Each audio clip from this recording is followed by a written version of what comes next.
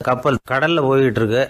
புயல், சூறாவளி, அலையெல்லாம் பெருசு பெருசாக ரொம்ப உயரமாக உண்டாகுது. கடுமையான காற்றுலேயும் வேகமான அலைகள்லேயும் சிக்கி அந்த கப்பல் தடுமாறுது. திசை மாறி போச்சு. எந்த பக்கம் போயிட்டு இருக்கிறோம்னே தெரியல. அந்த கப்பலை செலுத்திக்கிட்டு இருந்த மாலுமி ரொம்ப சாமர்த்தியமாக செயல்பட்டார். தன்னுடைய அறிவாற்றலையும் திறமையையும் முழுமையாக பயன்படுத்தினார். அந்த கப்பலை கட்டுப்படுத்தினார். மெதுவாக அந்த சூறாவளியிலிருந்து கப்பலை காப்பாற்றி கரைக்கு கொண்டுட்டு வந்து சேர்த்துட்டார். மாலுமின்னு ஒருத்தர் இருந்ததுனால அந்த மரக்கலம் காப்பாற்றப்பட்டது. மாலுமின்னு ஒருத்தர் இல்லைன்னு வச்சுக்கோங்க, அந்த கப்பலோட கதி என்னவாக இருக்கும் யோசிச்சு பாருங்கள். ஒரு கோபக்காரனுடைய நிலைமையும் அப்படித்தானா. கோபக்காரன்கிறவன் ஒரு மாலுமி இல்லாத மரக்கலம் அப்படிங்கிறார் நபிகள் நாயகம். கொந்தளிக்கிற கடலில் கொடுமையான அலைகளின் உச்சியில் அல்லல் படுகிற மரக்கலத்தை விட மோசமானது கோபக்காரனின் நிலைமை அப்படிங்கிறது அவருடைய கருத்து. அது மாதிரி இதுன்னு சொல்லலை, அதை விட மோசம் இது அப்படிங்கிறார். ஏன் தெரியுமா? ஒரு கப்பல் கடலில் தடுமாறினா அதை சரிப்படுத்த மாலுமி இருக்கிறார். அவர் தன்னுடைய சாமர்த்தியத்தினால் அதை கட்டுப்படுத்தி சரியான வழிக்கு கொண்டுட்டு வந்துடுவார். ஆனால் கோபக்காரனுடைய நிலைமை அப்படி இல்லை அப்படிங்கிறார் நபிகள் நாயகம். மனித மனம் ஒரு மரக்கலம், அறிவு அதில் இருக்கிற மாலுமி. மாலுமி மரக்கலத்தை செலுத்துகிறான், அவனுக்கு கட்டுப்பட்டு அது ஓடுது. ஆனால் கோபக்காரனுங்கிற மனுஷங்கிட்ட அறிவுங்கிற மாலுமி சரியாக வேலை செய்ய மாட்டான். ஏன்னா கோபம் அந்த மாலுமியின் கண்களை அவிச்சிரும், காதுகளை கேட்காம பண்ணிவிடும். கண்ணையும் காதையும் மூடிவிட்டு கப்பலை ஓட்டுனா எப்படி ஓட்டுறது? அதனால் கோபக்காரன் மாலுமி இல்லாத மரக்கலம். இடி மின்னலில் மாட்டிக்கிட்டு கஷ்டப்படுற கப்பல் மாதிரி கஷ்டப்படுறான். பெரியவங்கள்லாம் என்ன சொல்கிறாங்க? உனக்கு கெடுதல் பண்ணவனுக்கும் நீ நன்மையை செய், எவருடைய விருப்பு வெறுப்பையும் பொருட்படுத்தாதே. பரம எதிரிக்கும் நீ நன்மை செய்ய ஆரம்பித்தா உன்னுடைய தூய நிலையை பார்த்துட்டு அவனும் உனக்கு நெருக்கமான நண்பனாக ஆயிடுவான். இதுதான் பெரியவங்க நமக்கு சொல்லியிருக்கிறது. புனித குரான் சொல்கிறது என்ன? தீமையை நன்மையை கொண்டே நீர் தடுத்து கொள்ளும் அப்படின்னு சொல்லப்பட்டிருக்கு. அதில் இன்னா செய்தாரை ஒருத்தல் அவர் நாண நன்னயம் செய்து விடல் அப்படிங்கிறார் திருவள்ளுவர். செல்வந்தர் ஒருத்தர்கிட்ட ஒரு சிறுவன் ஆடு மேய்ச்சிக்கிட்டு இருந்தானா. பெரியவர் அவனை கூப்பிட்டு, நீ நேராக போய் ஒரு ஆட்டில் உள்ள ரொம்ப நல்ல பகுதி எதுவோ அதை எடுத்துக்கிட்டு வா அப்படின்னாரான். இவன் போனான். ஒரு ஆட்டு உடம்புல இருந்த நாக்கு, இருதயம், இது ரெண்டையும் எடுத்துகிட்டு கொடுத்தானான். பெரியவர் வாங்கி பார்த்தார். அதுக்கப்புறம் இப்போ நீ போய் இன்னொரு ஆட்டில் இருக்கிற ரொம்ப கெட்ட பகுதி எதுவோ அதை எடுத்துகிட்டு வா அப்படின்னாரான். இவன் போய் எடுத்துகிட்டு வந்தான். அவன் கையில் இருந்தது மறுபடியும் அதே மாதிரி நாக்கு, இருதயம், இது ரெண்டும் தான். என்னது இப்பவும் அதையே கொண்டுட்டு வந்திருக்கிற அப்படின்னாரான் பெரியவர். இவன் சொன்னானா, ஒரு உடம்புல உள்ள ரொம்ப நல்ல பொருளும் இதுதான், ரொம்ப கெட்ட பொருளும் இதுதான் அப்படின்னானா. இளம் வயசில் இப்படி பதில் சொன்னவர் தான் பேரறிஞர் லுக்மானுல் ஹக்கீம் அவர்கள். கோபப்படாமல் இருந்தால் இது ரெண்டும் நல்லா வேலை செய்யும், கோபப்பட்டால் இது ரெண்டும் மோசமாக வேலை செய்யும். அதை புரிஞ்சுக்கிறதுக்காகத்தான் இன்றைக்கி இந்த தகவல். கோபம் வந்துட்டால் நாம் என்ன செய்கிறோங்கிறது நமக்கே தெரியாது. ஒருத்தர் டாக்டர்கிட்ட போனார் அவசரமாக. டாக்டர், எனக்கு இப்போ கடுமையான கோப வெறி, எனக்கு கண்ணு மண்ணு ஒன்றும் புரியல, உடனடியாக அதை கட்டுப்படுத்தணும், உடனே இதுக்கு ஏதாவது ஒரு மாத்திரை கொடுங்க ப்ளீஸ் அப்படின்னார். அந்த டாக்டரும் உடனே ஒரு மாத்திரையை கொடுத்து, இதை உடனே போடுங்க, நான் தண்ணி கொண்டுகிட்டு வரேன்னு உள்ளே போனார். தண்ணியோடு திரும்பி வந்தார். இவர் சொன்னார், டாக்டர், நீங்கள் கொடுத்த மாத்திரை ரொம்ப பெருசாக இருந்தது, இருந்தாலும் கஷ்டப்பட்டு முழுங்கிட்டேன்னார். டாக்டர் சந்தேகத்தோடு மேசையை பார்க்குறார். பார்த்தா மாத்திரை அங்கேயே இருக்குது, பேப்பர் வெயிட்டை காணலை. ரொம்ப பேருக்கு கூட்டத்தில் பேசுறதுன்னா பயம், நமக்கு ஒன்றும் தெரியாதுன்னு மற்றவங்க நினச்சிடக்கூடாதுங்கிற எண்ணம் தான் இதுக்கு காரணம். ரொம்ப முக்கியமான ஒரு கூட்டம்னா பயம் அதிகமாக இருக்கும். முக்கியமானவங்கள்லாம் வருவாங்களே, அவங்களாம் நம்மளை பற்றி மட்டமாக நினச்சிருவாங்களே அப்படிங்கிற பயம் வந்துடும். ஆனால் மேடை பேச்சுங்கிறது அவ்வளவு கடினமான ஒரு காரியம் இல்லைங்கிறாங்க அது சம்பந்தமான நிபுணர்கள். யாரும் பேச்சாளர் ஆகலாம், இது ஒன்றும் பெரிய கிஃப்ட்டு கிடையாது அப்படின்னு அவங்க சொல்கிறாங்க. நீங்கள் ஒரு சிறந்த பேச்சாளர் ஆகணுமா அப்படின்னா அதுக்குன்னு சில ஆலோசனைகளை சொல்லி வச்சுருக்கிறாங்க அனுபவசாலிகள். முதல் ஆலோசனை என்னென்னா, உங்கள் பேச்சு எளிமையாக இருக்கணும். ஏதாவது ஒரு கருத்து அல்லது 2 கருத்து சொன்னால் போதும். 20 அல்லது 30 கருத்துக்களை சொல்லிகிட்டே போகக்கூடாது. ரெண்டாவது ஆலோசனை, நீங்கள் என்ன பேச போகிறீங்கங்கிறது முதல்ல உங்களுக்கு நல்லா புரியணும். அதுக்கப்புறம் தான் அதை அடுத்தவங்களுக்கு புரிய வைக்க முடியும். எப்படி ஆரம்பிக்க போகிறோம், எந்த கருத்தை முக்கியமாக வலியுறுத்த போகிறோம், எப்படி முடிக்க போகிறோம் அப்படிங்கிறத முதல்ல நல்லா சிந்தித்து மனசில் வச்சுக்கணும். கடைசியாக என்ன சொல்கிறீங்களோ அதுதான் கேட்குறவங்க மனசில் நிற்கும். மூணாவது ஆலோசனை என்னென்னா, உங்கள் பேச்சு சுருக்கமாக இருக்கணும். ஒரு 15 நிமிஷம் பேசுகிறது ரொம்ப பொருத்தம். மணிக்கணக்கில் பேசிக்கிட்டு இருக்கிறது நல்லதில்லை. நாலாவது ஆலோசனை, நீங்கள் பேசுகிறது உண்மையாக இருக்கணும். உங்களுக்கு உண்மையான அனுபவங்கள் இருக்கும், அதை சொல்லலாம். உங்களுடைய உண்மையான அனுபவங்களை மற்றவங்களோட பகிர்ந்துக்கணும், அதுதான் முக்கியம். ஐந்தாவது ஆலோசனை, ஆரம்பத்தில் கொஞ்ச நேரம் உங்களை பற்றியும் எதிரில் உள்ளவங்களை பற்றியும் சம்மந்தப்படுத்தி ஏதாவது பேசி ஒரு நெருக்கத்தை ஏற்படுத்திக்கணும். ஒவ்வொருத்தரும் இப்போ இவர் பேச போகிறது நம்ம சம்மந்தப்பட்டது அப்படின்னு நினைக்க ஆரம்பிச்சிருவாங்கல்ல, அதுக்கப்புறம் அவங்க கேட்க தயாராகிட்டாங்கன்னு அர்த்தம். எதிரில் உட்காந்துருக்கிற கூட்டத்திலேருந்து 3 பேரை தேர்ந்தெடுங்க. அதாவது வலது பக்கம் ஒருத்தர், நடுவில் ஒருத்தர், இடது பக்கம் ஒருத்தர். அதாவது உங்களை ரொம்ப கனிவாகவும் ஆர்வமாகவும் பார்க்குறவராக பார்த்து தேர்ந்தெடுத்துங்க மனசுக்குள்ளே. நீங்கள் பேசும்பொழுது என்ன பண்ணணும்னா, இவங்களை நேருக்கு நேராக மாறி மாறி பார்த்துக்கிட்டே பேசுனீங்கன்னா நீங்கள் ஏதோ ஒட்டுமொத்த கூட்டத்தையும் பார்த்து பேசுகிறதாக ஒரு உணர்வு அது ஏற்படுத்திவிடும். ஆறாவது ஆலோசனை என்னென்னா, சொற்பொழிவுன்னா நீங்கள் பேசணும், படிக்கக்கூடாது. எழுதி படிக்கிறது நல்லா இருக்காது. குறிப்புகள் வேணும்னா வச்சுக்கலாம். படிக்கிறது பேப்பர்லேருந்து வர்றது மாதிரி இருக்கும், பேசுகிறது இதயத்திலேருந்து வர்றது மாதிரி இருக்கும். அப்புறம் ஏழாவது ஆலோசனை சொல்கிறாங்க. அது என்னென்னா, மேடையில் ஏறி நின்ன உடனே இயல்பாக மூச்சை இழுத்து விட்டுங்க, இயல்பு நிலைக்கு வாங்க, அதுக்கப்புறம் இயல்பாக பேச ஆரம்பிக்கலாம் அப்படிங்கிறாங்க. இவ்வளவும் பேச்சு கலையில் வல்லுநர்களாக இருக்கிறவங்க சொல்லுகிற ஆலோசனைகள். இதையெல்லாம் கடைபிடிச்சா நமக்கும் அதுக்கும் வெகு தூரம்னு நினச்சிக்கிட்டு இருந்த ஒன்று இப்போ கிட்டத்தில் நெருங்கி வந்துடும். நாம் சொல்கிறபடியெல்லாம் அது கேட்கும். ஒரு பேச்சாளர், அவருக்கு சுருக்கமாகவே பேச தெரியாது. மேடையில் ஏற்றி விட்டுவிட்டா போதும், ஆரம்பிச்சிருவார், நிறுத்த மாட்டார், பேசிக்கிட்டே இருப்பார். ஒரு தடவை அவர் ஒரு கூட்டத்தில் ரொம்ப நேரம் பேசிக்கிட்டே இருக்கிறார். எதிரில் பொறுமை இழந்த ஒருத்தர் தன்னுடைய கை கடிகாரத்தை காட்டினார். அதை கவனித்த பேச்சாளர், மன்னிக்கணும், கை கடிகாரம் நான் கொண்டுகிட்டு வர மறந்துட்டேன், அதுதான் நேரம் போனதே தெரியல அப்படின்னு சொல்லியிருக்கிறார். இதுக்கு அவர் சொன்னாராம் கோபமாக, ஏய்யா கடிகாரத்தை தான் பார்க்க முடியல, மறந்துட்டேன், பக்கத்தில் மாட்டியிருக்கிற கேலண்டரையாவது பார்க்கக்கூடாதா அப்படின்னாராம். ஒரு ஊரில் ஒரு சித்தர் இருந்தார், சூஃபி சித்தர். அவர் ஞானம் பெற்ற ஒரு சித்தர். ஒரு நாள் அந்த நாட்டு மன்னன் அவரை பார்க்கறதுக்காக வந்தான். என்ன வேணும் உனக்குன்னு கேட்டார். நான் கடவுளை பார்க்கணும், அதுக்கு நீங்கள் தான் உதவி பண்ணணும் அப்படின்னா அவன். சித்தர் கொஞ்சம் யோசனை பண்ணார். சரி, போயிட்டு நாளைக்கு வாடினார். அதே மாதிரி மன்னன் போயிட்டு அடுத்த நாள் வந்தான். இங்கே நீ என்னோட ஒரு வாரம் தங்கியிருக்க வேண்டியிருக்கும்னார். சரின்னா ஒரு பிச்சை பாத்திரத்தை தூக்கி கையில் கொடுத்தார். அவனுக்கு ஒன்றும் புரியல, இருந்தாலும் வாங்கிட்டான். வாங்கிட்டு இதை என்ன செய்யணும் அப்படின்னு கேட்டான். இதை ஒன்றும் செய்ய வேணாம், இதை எடுத்துக்கிட்டு பக்கத்தில் உள்ள கிராமங்களுக்கு போ, வீடு வீடாக பிச்சை எடுத்துக்கிட்டு வா. அப்படி வந்த பிறகு தான் உனக்கு சாப்பாடும் ஓய்வும் கிடைக்கும். ஒரு வாரம் அப்படி செய், அதுக்கப்புறம் 8வது நாள் நாம் கடவுளை பற்றி யோசிக்கலாம் அப்படின்னார். இப்படி இவர் சொன்னதை கேட்டதும் அந்த அரசனுக்கு அதிர்ச்சி ஆயிட்டுது. ஒரு மாதிரி ஆயிட்டான். தன்னுடைய சொந்த நாட்டில் சொந்த குடிமக்கள்கிட்ட போய் பிச்சை எடுக்கிறதா அப்படின்னு யோசனை பண்ணி பார்த்தான். அதுக்கப்புறம் மெதுவாக அவன் அந்த சித்தரை பார்த்தான். ஐயா, சொந்த நாட்டிலேயே பிச்சை எடுக்கிறதுன்னா எனக்கு ஒரு மாதிரியாக இருக்குது, வெக்கமாக இருக்குது. நான் வேணும்னா வெளி தேசத்தில் எங்கேயாவது போய் பிச்சை எடுக்கவா அப்படின்னு கேட்டான். இதுக்கு அந்த சித்தர் ஒரு சம்மதிக்கலை. இதோ பாரு, உன்னால் பிச்சை எடுக்க முடியலன்னா பேசாமல் திரும்பி அரண்மனைக்கே போயிடு, அதுக்கப்புறம் கடவுளை பற்றியெல்லாம் பேசுகிறதுக்கு என்னை தேடிட்டு வரக்கூடாது அப்படின்னு விட்டார். மன்னன் தயங்கினான், இருந்தாலும் மனசை சரி பண்ணிட்டு சம்மதிச்சான். சரிங்க, ஒரு வாரம் இங்கே தங்குறேன், நீங்கள் சொல்கிறது மாதிரி பக்கத்து கிராமங்களுக்கு போகிறேன், வீடு வீடாக பிச்சை எடுக்கிறேன், வர்றேன் அப்படின்னா. ஒரு வாரம் தெரு தெருவாக பிச்சை பாத்திரத்தோடு அலைஞ்சான். சொந்த ஊரில் சொந்த குடிமக்கள்கிட்ட பிச்சை எடுத்தான். 7 நாள் முடிஞ்சுது.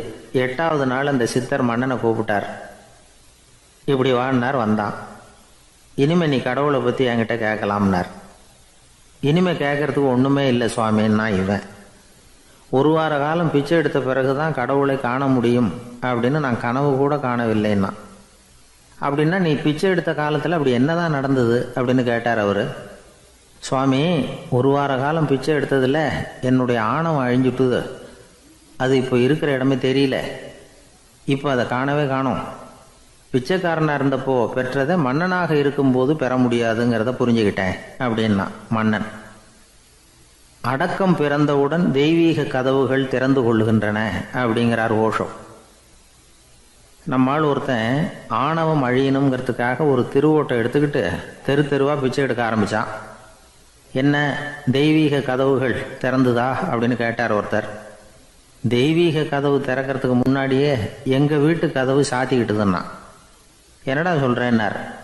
இனிமேல் வீட்டுக்குள்ளேயே வர வேணாம், இதையே தொழிலாக வச்சுக்கோ அப்படின்னு எங்கள் வீட்டில் சொல்லிவிட்டாங்க சார் அப்படின்னா. அர்ஜுனன் கேட்ட கேள்விக்கெல்லாம் பகவான் கண்ணன் வந்து பதில் சொன்னார். அதுக்கு பேர் பகவத்கீதை. அதே மாதிரி உத்தவன் கேட்ட கேள்விக்கும் அவர் பதில் சொல்லியிருக்கிறார். அதுக்கு என்ன பேருனா உத்தவ கீதைன்னு பேர். அது சரி, உத்தவன்னா யார்? கண்ணனுக்கு சின்ன வயசுலேருந்தே தேர் ஓட்டிக்கிட்டு இருந்தவன் அவன் தான். குருஷேத்திர போர் முடிஞ்சது. அதர்மத்தை அழித்து தர்மத்தை நிலைநாட்டி தர்மனுக்கு முடிச்சு விட்டினார் கண்ணபிரான். அதுக்கப்புறம் துவாரகைக்கு திரும்பினார். தான் வந்த காரியம் முடிஞ்சது. அதனால் இளமையிலிருந்தே தனக்கு தேரோட்டியாக இருந்து வந்த உத்தவனை கூப்பிட்டார். இதை பாருப்பா, உனக்கு வேணுங்கிறத கேளுன்னார். அவன் தனக்குன்னு எதையும் கேட்குறதுக்கு ஆசைப்படலை. இருந்தாலும் கேள்வி கேட்குறதில்ல அவன் ரொம்ப கெட்டிக்காரன். அதனால் கேட்க ஆரம்பித்தான். பரந்தாமா, ராஜசூய யாகத்துக்கு தர்மனை கூப்பிட்டு தன்னுடைய அரண்மனையில் விருந்து வச்சான் துரியோதனன். அதுக்கப்புறம் சூதாட்டத்துக்கு கூப்பிட்டான். தர்மன் வந்து தோல்வி அடைகிற மாதிரி பண்ணிவிட்டான்.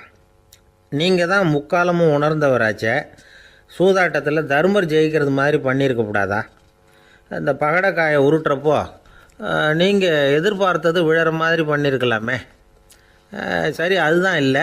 வேடிக்கை பார்த்துக்கிட்டு இருந்த பீமன், அர்ஜுனன், நகுலன், சகாதேவன் இவங்களையும் பணையம் வச்சு ஆடுறப்போவாவது காப்பாற்றிருக்கலாம். அதையும் நீங்கள் செய்யலை.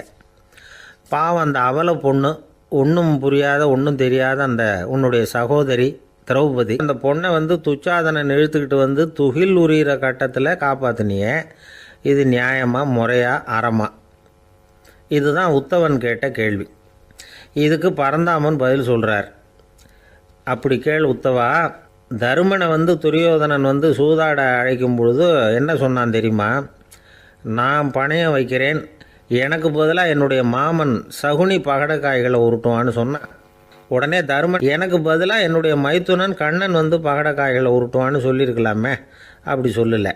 என்ன செஞ்சான் தெரியுமா? துரியோதனன் கூட சூதாட்டத்துக்கு சம்மதிச்சிட்டோம். கடவுளே, இது என்னுடைய மைத்துனன் கண்ணபிரானுக்கு தெரியக்கூடாது அப்படின்னு வேண்டிக்கிட்டான். இதனால் தருமன் வந்து எனக்கு வந்து மனசால் தடை போட்டுட்டான். அதனால் அரண்மனைக்கு வெளியிலேயே என்னை கூப்பிடுவாங்கன்னு நான் காத்துக்கிட்டு இருந்தேன். பீமன், அர்ஜுனன், நகுலன், சகாதேவன், திரௌபதி இவங்கள பணையம் வச்சு ஆடுறப்போவாவது கூப்பிடுவாங்கன்னு பார்த்தேன். அப்பவும் அவங்க என்னை கூப்பிடல, நினைக்கல. திரௌபதியை வந்து துச்சாதனன் கூந்தலை பிடிச்சி இழுக்கிறான். அப்போ கூட அவள் தன்னுடைய உடல் பலத்தால் தடுக்கிறதுக்கு முயற்சி பண்ணாலே தவிர என்ன நினைக்கல. துரியோதனன் சபைக்கு இழுத்து செல்லப்பட்ட திரௌபதி அறநூல்களையும் அரச நீதிகளையும் சொல்லிக்கிட்டு இருந்தாலே தவிர என்ன நினச்சே பார்க்கல. துகில் உரிகிற கட்டத்தில் தான் ஹரி ஹரி கண்ணா பரந்தாமன்னு கூப்பிட்டா. அதனால தான் அப்போ போய் நான் காப்பாற்றினேன் அப்படின்னா பரந்தாமன். அப்படின்னா நீ அழைச்சாதான் போவியா, நீயா போக மாட்டியா அப்படின்னு கேட்குறான் உத்தவன். ஆமாம், நான் கூப்பிட்டா தான் போவேன். மனிதர்கள் செய்யக்கூடிய செயல்களையெல்லாம் அவங்கவுங்க போக்கிலேயே விட்டுட்டு வேடிக்கை பார்த்துக்கிட்டு இருப்பேன். நான் குறுக்கிட்டு வந்து ஒன்றுமே செய்ய மாட்டேன் அப்படின்னா பரந்தாமன். மனுஷன் தவறு பண்ணுனா திருத்த மாட்டியா, சும்மா பார்த்துக்கிட்டு தான் உட்காந்துருப்பியா அப்படின்னு கேட்குறான் உத்தவன். நான் மனுஷனுடைய உள்ளத்தில் இருக்கிறப்போ என் எதிரில் மனுஷன் தவறு பண்ண மாட்டான் அப்படின்னு ஆனால் கண்ணன். அதாவது யார் நினைக்கிறாங்களோ அவங்க உள்ளத்துலலாம் அவன் இருக்கிறான். அப்படி இருக்கிறப்போ தவறு செய்ய மனுஷன் அஞ்சுவான். இதுதான் உத்தவ கீதைங்கிறது. இந்த காலத்துலேயும் சில பேர் பகவான் மாதிரி அடுத்தவங்க கஷ்டப்படுறத வேடிக்கை பார்த்துக்கிட்டு இருக்கிறது உண்டு. அன்றைக்கி அப்படித்தான். நடுத்தெருவில் ஒரு திருடனை பிடிச்சி எல்லாரும் சேர்ந்து அடிச்சுக்கிட்டு இருக்கிறாங்க. ஒரு ஆள் மட்டும் தள்ளி நின்று அதை வேடிக்கை பார்த்துக்கிட்டு இருக்கான். பார்த்துக்கிட்டு சிரிச்சுக்கிட்டு இருக்கிறான். என்ன சார் இது, பாவம் அந்த ஆளை போட்டு அப்படி அடிக்கிறாங்களே அப்படின்னோம். அடிக்கட்டும் சார், அவன் அடி வாங்க வேண்டிய ஆள் தான் அப்படின்னா அவன். ஏன் சார் அப்படி சொல்கிறீங்க அப்படின்னு கேட்டோம். பின்ன என்ன சார், நான் ஒருத்தர் பையில் இருந்த பர்ஸை எடுக்கிறதுக்கு முயற்சி பண்ணிக்கிட்டு இருந்தேன். அதுக்குள்ளே அவன் முந்திக்கிட்டு அப்யூஸ் பண்ணிவிட்டான். பர்ஸை அவன் எடுத்துட்டான். பார்க்கறது நான், எடுக்கிறது அவனா? என்ன சார் நியாயம் இது? நல்லா வாங்கட்டும் அப்படிங்கிறான். ஜெருசலேம் அங்கே உள்ள ஒரு தேவாலயம். அதில் உள்ள பலிபீடத்தின் முன்னாடி ஒரு பெட்டி உண்டு. அது காணிக்கை பெட்டி. ஆலயத்துக்கு வர்றவங்க பிரார்த்தனை பண்ணிவிட்டு திரும்பி போகிற சமயத்தில் அந்த பெட்டியில் காணிக்கை போடுவாங்க. அவங்களால எவ்வளவு முடியுமோ அவ்வளவு போடுறது வழக்கம். அவங்கவுங்க வசதிக்கு தகுந்த மாதிரி போடுவாங்க. வசதி உள்ளவங்களாக இருந்தாலும் சரி, வசதியே இல்லாத வறியவர்களாக இருந்தாலும் சரி, ஆலய காணிக்கை பெட்டியில் காசு போடுறது அவங்களுக்கு ரொம்ப பெருமையான ஒரு செயல். ஒரு சமயம் இயேசு தம்முடைய சீடர்களோடு அந்த ஆலயத்துக்கு வரார். அங்கே உட்காந்து ரொம்ப நேரம் வழிபாடு பண்ணிகிட்டு இருக்கிறார். சீடர்களும் அந்த ஜபத்தில் கலந்துக்கிட்டாங்க. வழிபாடு முடிஞ்சுது. இயேசு உட்காந்துருக்கிறார். காணிக்கை பெட்டியில் காசு போடுறவங்கள கவனிக்கிறார். சீடர்களும் அதையே கவனிச்சுக்கிட்டு இருக்கிறாங்க. ரொம்ப பேர் வரிசையாக வந்தாங்க. அவங்களால முடிஞ்ச அளவுக்கு காசு போட்டுட்டு அவங்க பாட்டுக்கு போய்கிட்டு இருக்கிறாங்க. வசதியானவங்க நிறைய பேர் வந்தாங்க. அதுக்கு மத்தியில் வயசான ஒரு அம்மா, அவங்களும் வந்து காசு போட்டுட்டு போகிறாங்க. இப்போ இயேசு தன்னுடைய சீடர்கள் பக்கம் திரும்பினார். ஒரு கேள்வி கேட்டார். இப்போ இந்த காணிக்கை பெட்டியில் நிறைய பேர் வந்து காசு போட்டுட்டு போகிறத நீங்கள் கவனிச்சிங்க. இன்றைக்கி இந்த காணிக்கை பெட்டியில் ரொம்பவும் அதிகமாக காசு போட்டது யார் அப்படின்னு கேட்டார். முதல்ல வந்தார ஒரு பெரிய மனுஷன், அவர் தான் அதிகமாக போட்டார் அப்படின்னார் ஒருத்தர். மூணாவதாக வந்தவர் தான் அதிகமாக போட்டார், நான் கவனித்தேன் அப்படின்னாரு இன்னொருத்தர். இப்படி ஆளுக்கு ஒரு விதமாக சொல்கிறாங்க. கடைசியாக இயேசு சொன்னாராம், இன்றைக்கு அந்த பெட்டியில் அதிகமாக காசு போட்டவங்க அந்த வயசான அம்மா தான் அப்படின்னாராம். சீடர்களுக்கு ஒன்றும் புரியல. அந்த அம்மா ரொம்பவும் ஏழையாச்சே, அவங்க எப்படி அதிகமாக காணிக்கை செலுத்த முடியும் அப்படிங்கிறது அவங்க சந்தேகம். இயேசு விளக்குனார். நிறைய பேர் வந்தாங்க, நிறையவே காசுகள் போட்டாங்க, அது உண்மைதான். ஆனால் அந்த அம்மா என்ன பண்ணாங்க கவனிச்சிங்களா? வந்தாங்க, தன்னுடைய காசு பையை திறந்தாங்க, அப்படியே கொட்டுனாங்க. அதில் இருந்தது 2 காசுகள் தான். அந்த 2 காசும் காணிக்கை பெட்டியில் விழுந்துட்டுது. மற்றவங்கள்லாம் தங்கள்கிட்ட இருந்த செல்வத்தின் ஒரு சிறு பகுதியை எடுத்து பெட்டியில் போட்டாங்க. ஆனால் இந்த அம்மா தன்கிட்ட என்ன இருந்ததோ அதை அப்படியே போட்டுட்டாங்க. தன்னுடைய பிழைப்புக்காக வச்சுருந்த அவ்வளவையும் இழக்கிறதுக்கு தயாராகிட்டாங்க. அவ்வளவு தாராள மனசு அவங்களுக்கு. அதனால் அவங்க செலுத்தின காணிக்கை தான் அளவில் அதிகம் அப்படின்னார். விலை மதிப்பில்லாத முத்து புதையல் ஒருத்தனுக்கு கிடைக்க போகுதுன்னு வச்சுக்கோங்க. அதன் மதிப்பை உணர்ந்தவன் என்ன பண்ணுவான்? அதை அடையிறதுக்காக தன்கிட்ட இருக்கிற எதையும் கொடுக்கறதுக்கு தயாராக இருப்பான் இல்லையா? அது மாதிரி தான் இதுவும் அப்படின்னார். உலக மதிப்பீடுகளை துரும்பா தூசியாக மதித்து அதையெல்லாம் உதறி விடுகிறவன் இறையருள் அப்படிங்கிற இணையில்லாத செல்வத்தை பெறுகிறான் அப்படிங்கிறது இதில் உள்ள கருத்து. இறைவனுக்காக இழப்பதுன்னா துன்பப்படுகிறவர்களுக்காக, ஏழைகளுக்காக, ஏதுமற்றவர்களுக்காக இழப்பது அப்படின்னு அர்த்தம். உங்கள் அயலானுக்கு நீங்கள் என்ன உதவி செய்தாலும் அதை எனக்கே செய்கிறீர்கள் அப்படின்னு இயேசு சொல்லியிருக்கிறார். அடுத்தவங்களுக்கு உதவணுங்கிற குணம் இன்னைக்கு ரொம்ப குறைஞ்சி போச்சு. ஒருத்தன் வாழைப்பழத்தோல் வழுக்கி கீழே விழுந்துட்டான். பக்கத்தில் இருந்த நண்பன் உடனே இவனை தூக்கிக்கிட்டு போய் ஆஸ்பத்திரியில் சேர்த்துட்டான். அதுக்கப்புறம் சொன்னான், நீ அந்த வாழைப்பழத்தோலில் காலை வைக்க போகிறத முன்னாடியே நான் கவனிச்சுட்டேன் அப்படின்னானா. அப்படின்னா அப்போவே நீ எனக்கு உதவி செஞ்சுருக்கலாமே அப்படின்னானா அவன்.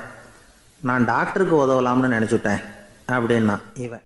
ஒரு வயசான அம்மா ஒரு நாள் ஃபோன் பண்ணாங்க. ஐயா, நான் இந்த தகவல் நிகழ்ச்சியை தினமும் கேட்குறேன், உங்ககிட்ட ஒரு கேள்வி கேட்கணும் அப்படின்னாங்க. என்னங்க அப்படின்னோம். எனக்கு சொந்தமாக ஒரு நல்ல வீடு இருக்குது, வேணுங்கிற அளவுக்கு பணமும் இருக்குது, கணவரும் ரொம்ப நல்லவர், ரிட்டையர் ஆகி வீட்டில் தான் இருக்கிறார், பிள்ளைங்கள்லாம் பெரிய பெரிய உத்தியோகத்தில் இருக்கிறாங்க, அதில் ஒருத்தன் ஐஏஎஸ்ஸு, பணம்லாம் கூட நிறைய கொண்டாந்து கொடுக்குறாங்க. அப்படி இருந்தும் என் மனசில் நிம்மதி இல்லை, வாழ்க்கையில் ஒரு நிறைவு இல்லை அப்படின்னாங்க. ஏன்னு கேட்டோம். அதைத்தான் நான் உங்களை கேட்குறேன், ஏன் அப்படி அப்படின்னு திருப்பி கேட்குறாங்க. எங்களுக்கு ஒன்றும் புரியல. கொஞ்ச நேரம் குழம்பி போயிட்டோம். இருந்தாலும் அதை அவங்கக்கிட்ட காட்டிக்காமல் கொஞ்சம் சாமர்த்தியமாக, ஏம்மா உங்கள் மனசில் நீங்கள் ஏதோ ஒன்று எதிர்பார்க்குறீங்க, அது நிறைவேறலை அப்படி தானே அப்படின்னு கேட்டோம். ஆமாம் அப்படின்னாங்க. அதுக்கப்புறம் அவங்கக்கிட்ட கொஞ்சம் மனம் விட்டு பேசுகிறப்போ தானாக விஷயம் வெளியில் வந்தது. அதாவது அவங்க பிள்ளைங்க பெரிய பெரிய உத்தியோகத்தில் இருக்கிறதுனால அவசரமாக பார்த்துட்டு ஓடுறாங்களாம். ஆசையாக அம்மான்னு கூப்பிட்டுக்கிட்டு கிட்ட உட்காந்து கொஞ்ச நேரமாவது என்கிட்ட பேசினா தானே என் மனசு கொஞ்சம் நிம்மதியாக இருக்கும். அது அவங்களுக்கு தெரிய மாட்டேங்குதே அப்படிங்கிறாங்க. இதுதான் அவங்களுடைய ஏக்கம். இந்த ஏக்கம் அந்த தாயின் மனசில் இருந்துக்கிட்டு இருக்குது. இப்படி மகனுடைய அன்புக்காக மட்டுமே ஏங்குற தாய்மார்கள் பல பேர் இருக்கிறாங்க இந்த உலகத்தில். இதை நினைக்கிறப்போ ஒரு வெளிநாட்டு நாடோடி கதை ஞாபகத்தில் வருது. அதாவது கடவுள் படைப்பு தொழிலில் ரொம்ப மும்முரமாக ஈடுபட்டுக்கிட்டு இருந்தாராம். மீன்களை படைச்சாராம், பறவைகளை படைச்சாராம், விலங்குகளை படைச்சாராம். அவருக்கு திருப்தி ஏற்படலை. அதுக்கப்புறம் மனிதர்களை படைச்சிருக்கிறார். அப்பவும் அவருக்கு மன நிறைவு ஏற்படலையாம். கடைசியாக தன்னுடைய சக்தி முழுசையும் பயன்படுத்தி குறையே இல்லாத அளவுக்கு ஒரு படைப்பை உருவாக்கினாராம். அந்த உன்னதமான ஒரு படைப்பு அதுதான் பெண், அதாவது தாய். இப்படி உருவாக்கி எல்லாரையும் இந்த உலகத்தில் விட்டுவிட்டாராம். அதுக்கப்புறம் கொஞ்ச காலம் கழித்து தன்னுடைய தேவியை அழைச்சிக்கிட்டு இந்த பூலோகத்துக்கு வந்திருக்கிறார். தன்னுடைய குறையில்லாத படைப்பாகிய பெண்ணை பார்த்தாராம். ஏம்மா, உனக்கு இன்னும் ஏதாவது குறை இருந்தால் சொல்லு, அதையும் நிவர்த்தி பண்ணி விடுறேன் அப்படின்னாராம். அந்த அம்மா பார்த்துருக்காங்க. சுவாமி, எனக்கு நீங்கள் கொடுத்துருக்கிறது 2 கை. என்னுடைய பிள்ளைகளுக்கு சேவை செய்கிறதுக்கு இந்த 2 கை பத்தலை. அதனால் இன்னும் ஒரு 2 கை கொடுத்தா தேவலை அப்படின்னாங்களாம். கடவுள் பார்த்தார். அதனால் என்ன, அப்படியே செஞ்சு விடலாம், இதோ அதுக்கான வரம் கொடுத்துட்டேன் அப்படின்னார். அந்த அம்மாவுக்கு இப்போ 4 கை ஆகிட்டுது. 4 கையாலேயும் குழந்தைகளுக்கு சேவை செய்ய ஆரம்பிச்சுட்டாங்க. கடவுள் திருப்தியாக திரும்பி போனார். அதுக்கப்புறம் கொஞ்ச காலம் கழித்து மறுபடியும் திரும்பி வந்தார் தேவியோட. பெண்ணை பார்த்தார். இப்போ என்னம்மா சந்தோஷந்தானே அப்படின்னாராம். அதுக்கு அந்த அம்மா, சந்தோஷந்தான், இருந்தாலும் இப்போ எனக்கு இருக்கிற 2 காலும் போதில்லை, இன்னும் ஒரு 2 கால் இருந்தால் தேவையில்லை, நிறைய ஓடி ஆடி பிள்ளைகளுக்காக வேலை செய்ய வேண்டியிருக்குது அப்படின்னாங்களாம். சரின்னு சொல்லி 4 கால் இருக்கிறது மாதிரி செஞ்சுட்டு போயிட்டார் கடவுள். மறுபடியும் கொஞ்ச நாள் கழித்து தேவி சொன்னாங்க கடவுள்கிட்ட, நீங்கள் என்ன தான் முயற்சி பண்ணினாலும் முழுமையான ஒரு படைப்பை உங்களால் உருவாக்க முடியாது, அப்படி தான் நான் நினைக்கிறேன் அப்படின்னாங்களாம். அப்படியா சொல்கிறேன், வா அந்த பொண்ணை பார்த்துட்டு வருவோம் அப்படின்னு புறப்பட்டு இங்கே வந்தாங்களாம். இங்கே பார்த்தா 4 கால் 4 கையோடு அந்த பொண்ணு ஒரு செவுத்தில் சாஞ்சி உட்காந்து அழுதுகிட்டு இருக்குது. இப்போ தேவி அந்த பொண்ணை சுட்டி காட்டி கடவுள்கிட்ட கேட்டாங்களாம், ஏங்க, நீங்கள் அந்த பொண்ணுக்கு கையை கொடுத்தீங்க, காலை கொடுத்தீங்க, சரி, அந்த கண்ணீரையும் எதுக்காக கொடுத்தீங்க அப்படின்னு கேட்டாங்களாம். அதுக்கு கடவுள் சொன்னாராம், கையை கொடுத்தது நான் தான், காலை கொடுத்தது நான் தான், ஆனால் அந்த கண்ணீரை கொடுத்தது நான் இல்லை, அதை கொடுத்தது அந்த அம்மாவோட பிள்ளைங்க அப்படின்னாராம். இன்றைக்கும் அப்படித்தான் பல பிள்ளைங்க அவங்க அம்மாவுக்கு கண்ணீரை தான் கொடுத்துக்கிட்டு இருக்கிறாங்க. அம்மாவை மதிக்கிற பிள்ளைங்க தான் இன்றைக்கி நல்லபடியாக இருக்கிறாங்கங்கிறது அவங்களுக்கு தெரியறதில்ல. இந்த காலத்து பிள்ளையாண்டான் ஒருத்தன் அவங்க அம்மாக்கிட்டேயும் நல்ல பிள்ளையாக நடந்துக்குவான், மனைவிக்கிட்டேயும் நல்ல கணவனாக நடந்துக்குவான், ரொம்ப சாமர்த்தியம். ஒரு நாள் அவங்ககிட்ட கேட்டாங்க, ஏன்பா உங்கள் அம்மாவும் உன் மனைவியும் சண்டை போட்டுக்கிட்டா நீ எந்த பக்கம் அப்படின்னாங்களாம். வீட்டுக்கு வெளிப்பக்கம் அப்படின்னானான் அவன். அங்கே ஒரு புதர் தெரியுது இல்லையா, இந்த புதருக்குள்ளே ஒரு சிங்கம் இருக்குது, அந்த பக்கமாக நான் போகிறப்போ வர்றப்போலாம் அது என்கிட்ட வம்பு வளர்க்குது, தகராறு செய்யுது, என் மேலே பாயுது, என்னை தாக்குது, ஏன்னு தெரியல அப்படின்னுது. இதை கேட்டதும் அந்த குரங்கு சொல்லிச்சு, இனிமேல் கவலைப்படாத, இந்த தடவை நான் உன்னை காப்பாற்றுறேன்னுது. அதுக்கப்புறம் ஒரு நாள் அந்த குரங்கும் கழுதியும் அந்த புதர் பக்கமாக போய்கிட்டு இருந்தாங்க. எதிர்பார்த்தது மாதிரியே நடந்தது. அந்த சிங்கம் எதிரில் வந்தது, கழுதியை பார்த்தது, உடனே அது மேலே பாய ஆரம்பிச்சுட்டுது. அவ்வளவுதான். உடனே இந்த குரங்கு என்ன பண்ணிச்சு தெரியுமா, கிடுகிடுன்னு ஒரு மரத்து மேலே ஏறி உட்காந்துக்கிட்டுது. அங்கே உட்காந்துக்கிட்டு கீழே அந்த கழுதியும் சிங்கமும் போடுற சண்டையை வேடிக்கை பார்க்க ஆரம்பிச்சுட்டுது. கொஞ்ச நேரம் கழித்து அடிபட்ட காயத்தோடு அந்த கழுதை மெதுவாக நடந்து வந்தது. குரங்கும் மெல்ல மரத்தை விட்டு கீழே இறங்கிச்சு. இப்போ கழுதை கேட்டுது, என்னை காப்பாற்றுறேன்னு சொல்லிவிட்டு காலை வாரி விட்டுட்டியே, நீ பாட்டுக்கு மரத்து மேலே ஏறி உட்காந்துக்கிட்டே, அது நியாயமானது. குரங்கு பரிதாபமாக அதை பார்த்துது. நான் மரத்து மேலே இருந்து நீங்கள் 2 பேரும் சண்டை போட்டதை பார்த்துக்கிட்டு தான் இருந்தேன், உன்னோட சத்தம் தான் அதிகமாக இருந்தது, அது நீ சிரிக்கிற மாதிரி எனக்கு கேட்டுது, அதனால் நீ தான் ஜெயிச்சுக்கிட்டு இருக்க போல இருக்கு அப்படின்னு நினச்சிவிட்டேன்னுது. இன்றைக்கி பல பேர் இப்படி தான் இருக்கிறாங்களாம். யார் ஜெயிக்கிறாங்க யார் தோக்குறாங்கங்கிறத முகத்தை பார்த்து கூட கண்டுபிடிக்க முடியறதில்ல, பேசுகிற பேச்சை வச்சு கூட கண்டுபிடிக்க முடியறதில்ல. தோற்கிறவங்க கூட சிரிக்கிற மாதிரி முகத்தை வச்சுக்கிறான். இன்றைய மனிதர்கள்கிட்ட ஏகப்பட்ட முரண்பாடுகள், பொய் முகங்களோட உலவுகிறவர்கள் தான் அதிகம். உண்மை முகம் எங்கே இருக்குது அப்படிங்கிறத புரிஞ்சுக்கிட்டு நண்பர்களை தேர்ந்தெடுக்கணும் அப்படிங்கிறது ஒரு முக்கியமான கருத்து. கடவுள் இந்த உலகத்தை படைச்சு விட்டு அதுக்கப்புறமும் கொஞ்ச நாள் இங்கேயே தங்கியிருந்தாராம். அப்போ தான் அவருக்கு ஒரு உண்மை புரிஞ்சுதான், இந்த உலகத்தில் தங்கி இருக்கிறது எவ்வளோ இடைஞ்சல்னு. தினமும் மனிதர்கள் தேடி வந்து ஏதாவது புகார் சொல்லிக்கிட்டே இருந்தாங்களாம். எனக்கு அது வேணும் இது வேணும்னு கேட்டுக்கிட்டே இருந்தாங்களாம். சில பேர் வந்தாங்க, நாங்கள் வந்து விவசாயம் பண்ணுறோம், தண்ணி இல்லாமல் பயிர் காயுது, எங்களுக்கு மழை வேணும் அப்படின்னாங்க. அவங்க போனதும் அதுக்கப்புறம் சில பேர் வந்தாங்க, நாங்கள் வந்து மண்பானை செய்கிறவங்க, நிறைய பானை செஞ்சு வச்சுருக்குறோம், மழை பெஞ்சால் எல்லாம் கரைஞ்சி வீணாக போயிடும், அதனால் இன்றைக்கி மழை பெய்யக்கூடாதுன்னாங்க. கடவுள் பார்த்தார், அவருக்கு என்ன பண்ணுறதுன்னே தெரியல, ஏகப்பட்ட குழப்பம், தலையை பிச்சுக்கலாம் போல் இருந்தது, கிட்டத்தட்ட பைத்தியம் பிடிக்கிற அளவுக்கு ஆகிட்டுது. எல்லாருடைய ஆசைகளையும் அவரால் நிறைவேற்ற முடியல, ஏன்னா ஒன்றுக்கு ஒன்று முரண்பாடாக இருந்தது. ஒரு நாள் தன்னுடைய அமைச்சரவையை கூட்டி ஆலோசனை கேட்டார். என்ன செய்யலாம்னு சொல்லுங்கன்னார். இது என்ன பிரமாதம், பேசாமல் இமயமலை அடிவாரத்தில் போய் உட்காந்துங்க, யாரும் தொந்தரவு பண்ண மாட்டாங்கன்னாங்க. அங்கேயும் மனிதர்கள் வர ஆரம்பிச்சுருவாங்களேன்னார் கடவுள். சரி அப்படின்னா சந்திரனில் போயிருந்துக்கலாமேன்னாங்க. அங்கேயும் மனுஷன் குடி வர போகிறான் அப்படின்னார் கடவுள். வெகு தூரத்துக்கு அப்பால் உள்ள நட்சத்திர மண்டலத்துக்கு போயிடலான்னாங்க. இதெல்லாம் நிரந்தர தீர்வாகாது, நிரந்தரமாக இந்த மனிதனுடைய தொல்லையிலேருந்து நான் விடுபடணும், அதுக்கு ஏதாவது வழி சொல்லுங்கன்னார் கடவுள். ஒரு வயசான ஆள் வந்தார். கடவுளுக்கு காதோட காதாக ஒரு வழியை சொன்னார். கடவுளுக்கு முகம் மலர்ந்தது. அதுதான் சரி, அப்படியே செஞ்சுடலான்னார். அந்த ஆள் சொன்ன ரகசியம் என்ன தெரியுமா? மனிதனால் அடைய முடியாத ஒரு இடம் இருக்குது, அது வேறு எங்கேயும் இல்லை, அவனுக்கு உள்ளே இருக்குது, அங்கே போய் மறைஞ்சிங்க, அதுக்கப்புறம் மனிதர்களால் உங்களுக்கு தொந்தரவு இருக்காதுன்னார். மனிதன் நினைக்காத இடம் அதுதான். அதாவது உள்ளுக்குள்ளே இருக்கிற உண்மையை புரிஞ்சிக்காமல் வெளியில் எங்கேயோ அது இருக்கிறதாக நினச்சி வரட்டிக்கிட்டு அலையிறான் மனுஷன். உள்ளே இருக்கிற உண்மை புரிஞ்சால் நாம் தன்னம்பிக்கையோடு தலை நிமிர்ந்து வாழலாம். வேடிக்கையாக ஒரு கதை சொல்லுவாங்க, இதை பாருங்கள், நம்ம பையன் எங்கே பணம் வச்சாலும் எடுத்து விட்றான், என்ன பண்ணுறதுன்னாங்க அம்மா. அப்பா கொஞ்சம் நேரம் யோசனை பண்ணார். அதுக்கப்புறம் சொன்னார், அவன் கண்ணில் படாத இடமா நம்ம வீட்டில் இருக்கிறது ஒரே இடம் தான், அங்கே பணத்தை வை திருட்டு போகாதுன்னார். அது எந்த இடம்னு கேட்டாங்க.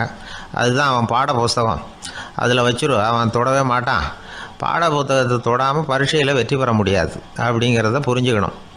உள்ளே இருக்கிற உண்மையை தொடாமல் வாழ்க்கையில் வெற்றி பெற முடியாது. அதனால் உண்மையை புரிஞ்சுக்கிட்டால் வாழ்க்கையில் வெற்றி நிச்சயம். சாலை ஓரமாக அழுதுகிட்டு உட்காந்துருந்தான். பிச்சை எடுத்து சாப்பிட்ற ஒருத்தன் அந்த பக்கமாக வந்தான். இவனை பார்த்தான். ஏன் அழுதுகிட்டு உட்காந்துருக்கிற, என்னாச்சு உனக்கு அப்படின்னு கேட்டான். அதுக்கு இவன் சொன்னான், என்கிட்ட ஒன்றுமே இல்லை, நான் இந்த உலகத்தில் இருந்து என்ன பிரயோஜனம், அதனால தான் அழுதுகிட்டு இருக்கிறேன் அப்படின்னா. உன்கிட்ட மறைஞ்சிருக்கிற புதையல் என் கண்ணுக்கு நல்லா தெரியுது, அது உனக்கு புரியல, அதனால தான் அழுதுகிட்டு இருக்கிற அப்படின்னா. என்னது, புதையல் இருக்குதா, உன் கண்ணுக்கு தெரியுதா அப்படின்னு கேட்டான். ஆமாம், எனக்கு தெரியுது, அந்த புதையலை நீ விற்கிறதுக்கு தயாராக இருக்கிறியா அப்படின்னு கேட்டான் இவன். இதை கேட்டதும் அந்த இளைஞனுக்கு ரொம்ப ஆச்சரியமாக போச்சு. என்னது இப்படி கேட்குறானே அப்படின்னு. என்கிட்ட ஒரு காசு கூட இல்லையே, அப்படி இருக்கிறப்போ புதையல் எங்கேருந்து வந்தது அப்படின்னா. இந்த நேரத்தில் அந்த பிச்சைக்காரன் சிரித்தான்.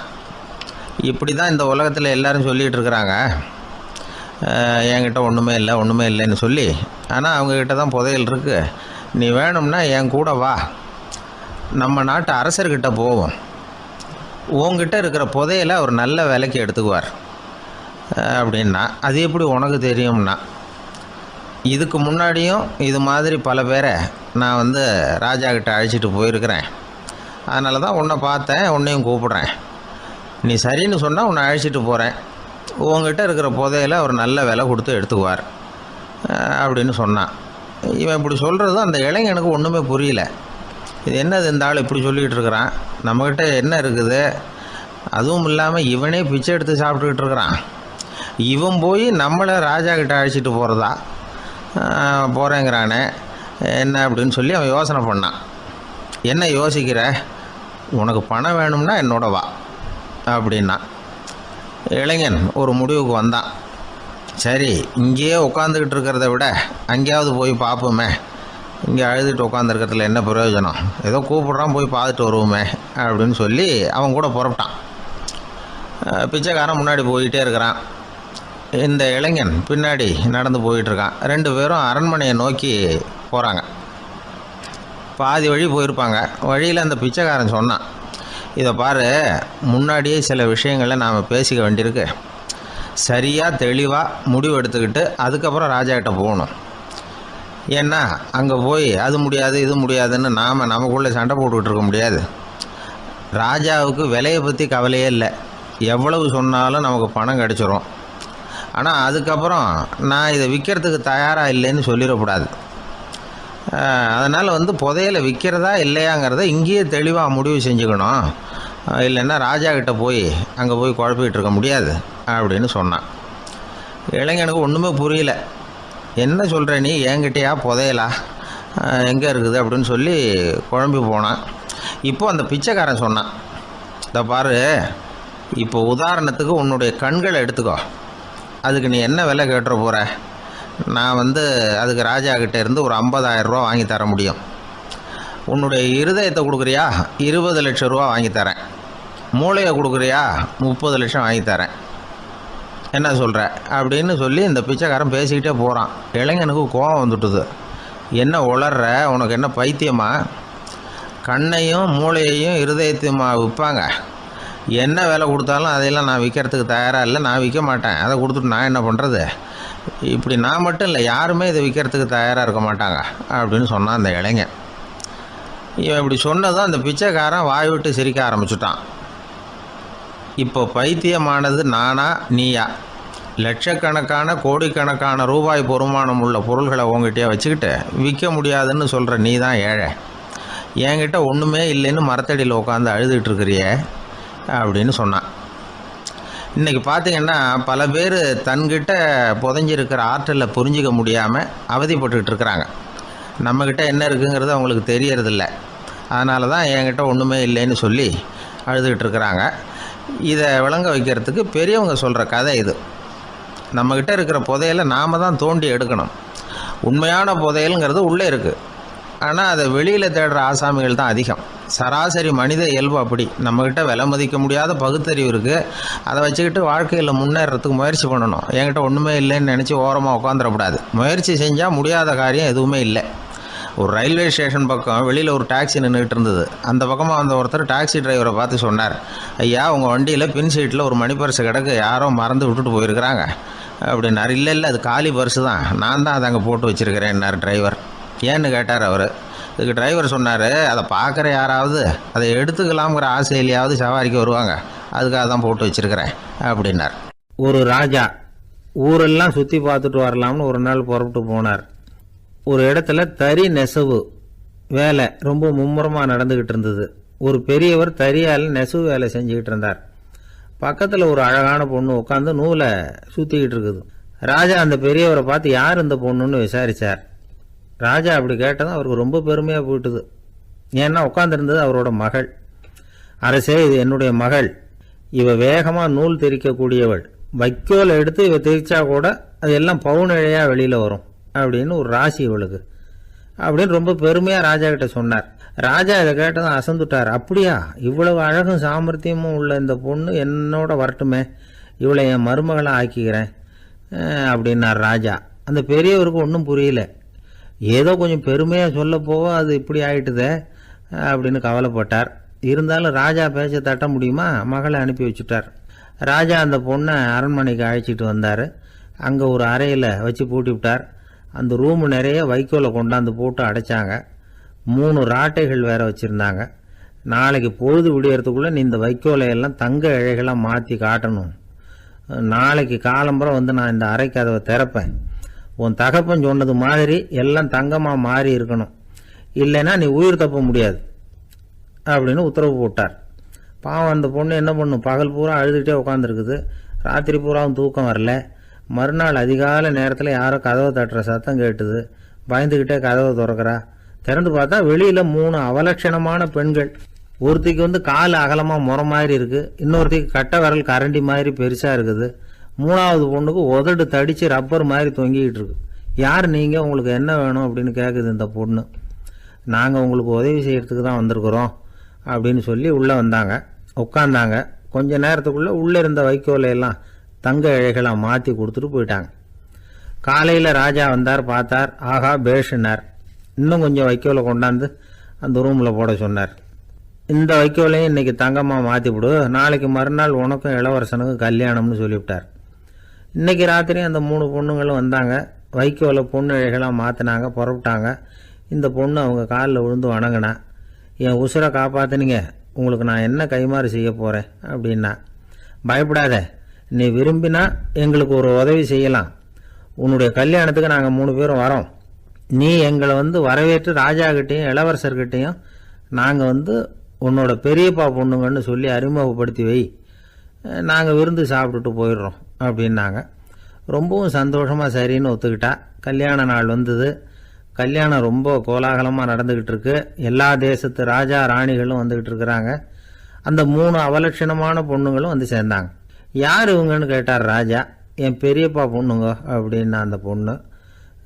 காலும் உதடும் கட்டை விரலும் ஏன் இப்படி உங்களுக்கு அவலட்சணம் ஆயிட்டுது அப்படின்னு கேட்டார். அதுக்கு அந்த பொண்ணுங்க பதில் சொன்னாங்க. என்ன செய்யறது, ஓயாமல் வைக்கோலை நூற்று ஒருத்தியோட கட்டை விரல் அப்படி கரண்டி மாதிரி ஆயிட்டுது. நாக்கில் தொட்டு தொட்டு திரிச்சதுனால ஒருத்தியோட உதடு அப்படி ஆயிட்டுது. காலால் கட்டையை அழுத்தி அழுத்தி தறி போட்டதுனால இன்னொருத்தையோட கால் அப்படி ஆயிட்டுது. உங்கள் மருமகளாக வந்திருக்கிற இந்த பொண்ணு அந்த 3ஐயுமே செய்ய தெரிஞ்சவ தான். என்ன ஆக போதும் இன்னும் கொஞ்ச நாளில் அப்படின்னாங்க. அவ்வளவுதான். ராஜா பயந்துட்டார். அம்மா, இன்னையிலேருந்து நீ இளவரசனின் மனைவி. நீ எப்பவும் அழகாக இருக்கணும். அதனால் நீ இனிமேல் வைக்கோலை திரிக்கவே கூடாது அப்படின்னு உத்தரவு போட்டார். அவளை இக்கட்டான சூழ்நிலையிலிருந்து காப்பாற்றின அந்த 3 பொண்ணுங்களும் சந்தோஷமாக திரும்பி போயிட்டாங்களாம். சுவாமி சின்மயானந்தர் இந்த கதையை சொல்லியிருக்கிறார். தன்னலம் மறந்து சுயலாபத்தை தியாகம் செய்கிறது வைக்கோல்ல இருந்து தங்க இழைய நூக்கிறது மாதிரி அப்படிங்கிறார் அவர். அது இருக்கட்டும், இப்போ நம்ம கதைக்கு வருவோம். ஒரு ராஜா தன்னோட மகனுக்கு சுயவரம் நடத்தினார். எல்லா தேசத்திலிருந்தும் ராஜகுமாரர்கள் வந்திருந்தாங்க. ராஜகுமாரியை கல்யாணம் பண்ணிக்கலாம்ங்கிற ஆசையில் சுயம்பர மண்டபத்திலேருந்து எல்லா ராஜகுமாரர்களும் அலறி அடிச்சுக்கிட்டு வெளியில் ஓடி வந்துகிட்டு இருக்கிறாங்களாம். ஏன் இப்படி எல்லாரும் மிரண்டு போய் ஓடி வர்றாங்கன்னு கேட்டார் ஒருத்தர். அதுக்கு இன்னொருத்தர் விவரம் சொன்னார். ராஜகுமாரியை இன்னைக்கு தான் அவங்க நேரில் பார்த்தாங்களாம், அதுதான் அப்படி ஓடி வந்துகிட்டு இருக்கிறாங்க அப்படின்னார். காசி மாநகரத்தை பிரம்மதத்தன் அப்படிங்கிற ராஜா ஆட்சி பண்ணிட்டு வந்தார். அவர் ஒவ்வொரு வருஷமும் ஒரு திருவிழா நடத்துறது வழக்கம். எல்லா தேசத்திலிருந்தும் எல்லா வகையான ஜனங்களும் அதில் கலந்துக்குவாங்க. ஒரு சமயம் அது மாதிரி விழா நடந்துகிட்டு இருந்தது.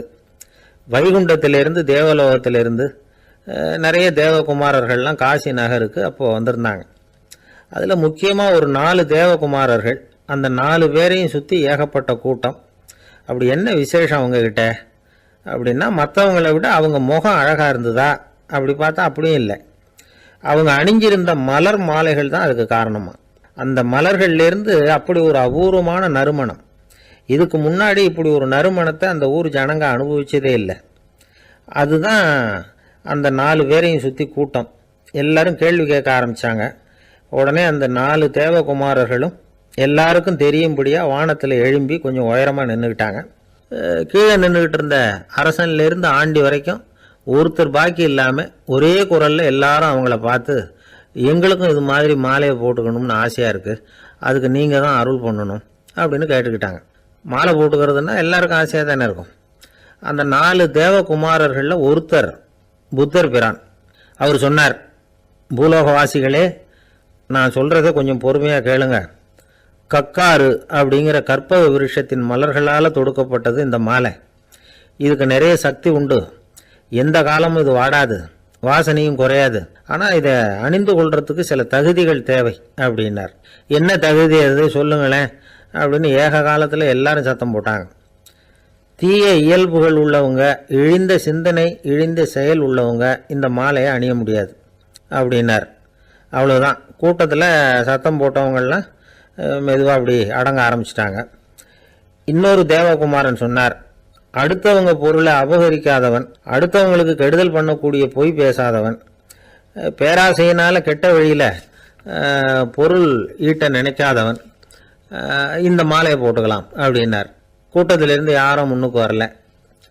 ஒரே ஒரு ராஜகுரு மட்டும் கொஞ்சம் முன்னாடி வந்தார். பெரியவர், படித்தவர். அவர், எனக்கு தகுதி இருக்குது அந்த மாலையை போட்டுக்கிறதுக்கு அப்படின்னார். வேற ஒன்றும் இல்லை, பொய் சொல்லியாவது அந்த மாலையை வாங்கிக்குவோமே அப்படின்னு முடிவு பண்ணிட்டார் அவர். அவ்வளோதான், மாலையை வாங்கிட்டார். அடுத்த தேவகுமாரன் பேசினார். யாருக்கு திடமான அறிவும் மனமும் இருக்குதோ, யாருக்கு நல்ல காரியங்களில் அசையாத ஈடுபாடு இருக்குதோ, நல்ல அரிய பொருள்களை தனியாக தான் மட்டும் அனுபவிக்க விரும்பாதவர் யாரோ அவர் முன்னாடி வந்து இந்த மாலையை வாங்கிக்கலாம் அப்படின்னார். அந்த தகுதியும் எனக்கு இருக்குன்னார் ராஜகுரு. மாலையை வாங்கி போட்டுக்கிட்டார். இன்னொரு ராஜகுமாரன் பேச ஆரம்பித்தார். அறநெறியில் செல்வம் சேர்க்கணும், ஆடம்பர பொருள்களுக்கு அடிமையாகக்கூடாது, வெற்றி அடைஞ்சாலும் கர்வம் வரக்கூடாது, அப்படிப்பட்டவங்க இந்த மாலையை போட்டுக்கலாம்னார். துணிஞ்சு பொய் சொல்லி அதையும் வாங்கி கழுத்தில் போட்டுக்கிட்டார் இந்த ராஜகுரு. இன்னொரு ராஜகுமாரன் சொன்னார், சான்றோர்களை நிந்திக்காதவங்க, புறம் பேசாதவங்க இந்த மாலையை போட்டுக்கலாம்னார். அதையும் வாங்கி போட்டுக்கிட்டார். திருவிழா முடிஞ்சுது, எல்லாரும் திரும்பி போயிட்டாங்க. மறுநாள் ராஜகுரு 4 மாலைகளையும் போட்டுக்கிட்டு ராஜசபைக்கு வரார். வந்தவர் ரொம்ப அவஸ்தையோடு வர்றார்.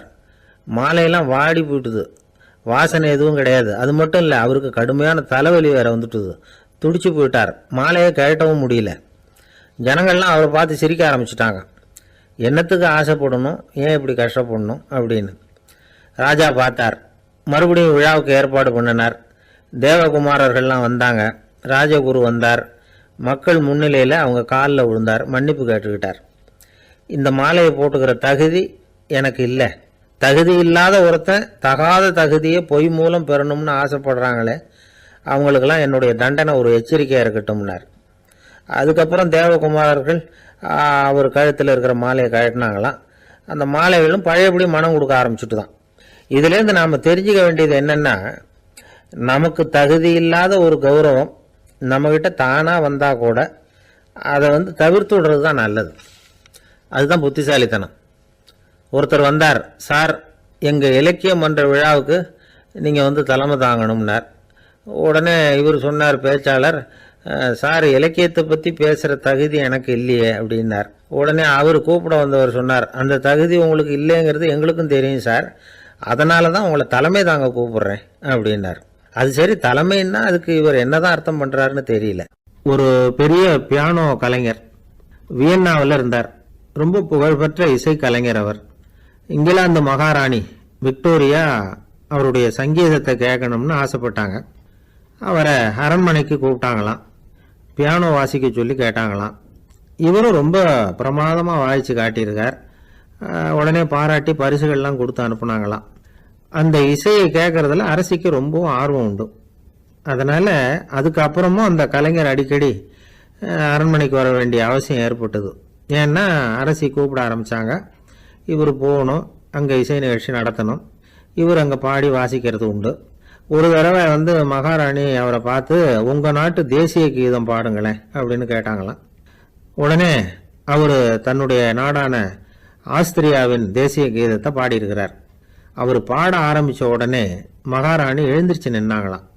அதுக்கு மரியாதை செலுத்துகிற நோக்கத்தோடு பாட்டு முடிகிற வரைக்கும் அப்படியே நின்றுக்கிட்டு இருந்தாங்களாம். இதுதான் அந்த அரசியினுடைய பெருந்தன்மை. அதாவது நாட்டுப்பற்றுங்கிறது அந்த அளவுக்கு அப்படி இருக்கணும். இப்படி ஒரு அரசியே நம்ம நாட்டு தேசிய கீதத்துக்கு எழுந்திரிச்சு நின்று மரியாதை செலுத்துகிறாங்க அப்படிங்கிறத புரிஞ்சிக்கும் பொழுது அந்த முதிய கலைஞரின் மகிழ்ச்சிக்கு அளவே இல்லையாம். அதுக்கப்புறம் அந்த பியானோ கலைஞர் ஒரு நாள் தன்னுடைய நண்பர் ஒருத்தர்கிட்ட பேசிக்கிட்டு இருந்தாராம். அப்போ சொன்னாராம், மகாராணியார் எனக்கு எவ்வளவோ பரிசுகள்லாம் கொடுத்துருக்குறாங்க. ஒரு தடவை எனக்கு வைரக்கல் பதித்த அணி ஒன்றை கூட பரிசாக கொடுத்தாங்க. ஆனால் அதை விட உயர்ந்த விலை மதிக்க முடியாத அணி என்ன தெரியுமா? நான் என்னுடைய நாட்டு தேசிய கீதத்தை நான் பாடுறப்போ அவங்க எழுந்திரிச்சு நின்று மரியாதை செலுத்தினாங்களே, அதுதான் எனக்கு கிடைச்ச மிகப்பெரிய பரிசு அப்படின்னாராம். எனக்கு தெரிஞ்ச சங்கீத வித்வான் ஒருத்தர் இருக்கார். சமீபத்தில் ஒரு நாள் அவரை பார்த்தேன். எப்படி போயிட்டுருக்கு உங்கள் தொழில் அப்படின்னு கேட்டேன். ரொம்பவும் வித்தியாசமாக போயிட்டுருக்குங்க அப்படின்னார். என்ன சொல்கிறீங்க அப்படின்னேன். முன்னாடியெல்லாம் நான் பாடினா எதிரில் இருக்கிறவங்க தான் எழுந்திரிச்சு போயிட்டு இருந்தாங்க. இப்போ எப்படின்னா நான் பாட ஆரம்பிச்சுட்டா உடனே பக்கவாத்தியக்காரனே எழுந்திரிச்சு போயிடுறான் அப்படின்னார் ரொம்ப வேதனையோட. என்னை விட யோகியம் இந்த உலகத்தில் வேற யாரும் இல்லை சார் அப்படின்னார் ஒருத்தர். அவரை விட அயோக்கியன் வேற யாரும் இருக்க முடியாதுங்கிற முடிவுக்கு கேட்டவங்க வந்துட்டாங்களாம். மனுஷனுக்கு இருக்கிற ஒரு மிகப்பெரிய குறையே தன்கிட்ட இருக்கிற குறை அவனுக்கு தெரியாமல் போகிறது தான். ஆனால் அடுத்தவங்ககிட்ட இருக்கிற குறை இவனுக்கு தெளிவாக தெரிஞ்சிடும். ஒரு ஒட்டகம் ஒரு கொக்கை பார்த்து ஒரு கேள்வி கேட்டுதான். என்ன கேள்வி தெரியுமா? உன் கழுத்து ஏன் இப்படி வளைஞ்சி போயிருக்குது அப்படின்னு கேட்டிருக்கு. இதுக்கு உடம்பே வளைச்சல். இது போய் கொக்கை கிண்டல் பண்ணுது. இன்னைக்கு மனித சுபாவமும் கிட்டத்தட்ட இப்படித்தான் இருக்குது. இந்த உலகத்தில் குறையில்லாத மனிதர்கள் யாரும் கிடையாது, நாம் உள்பட அப்படிங்கிறத முதல்ல நாம் நல்லா புரிஞ்சுக்கணும். ஒரு ஊரில் ஒரு விற்பனை நிலையம் இருந்தது. செல்ல பிராணிகளை விற்பனை செய்கிற நிலையம் அது. நாய், கிளி, பூனை இப்படி நிறைய வச்சு விற்பனை பண்ணிகிட்டு இருக்கிறாங்க. நாய்க்குட்டி விற்பனை செய்கிற பகுதியில் ஒரு சிறுவன் நின்றுக்கிட்டு இருந்தான். விற்பனை செய்கிற ஆளுகிட்ட விலை கேட்டுக்கிட்டு இருந்தான்.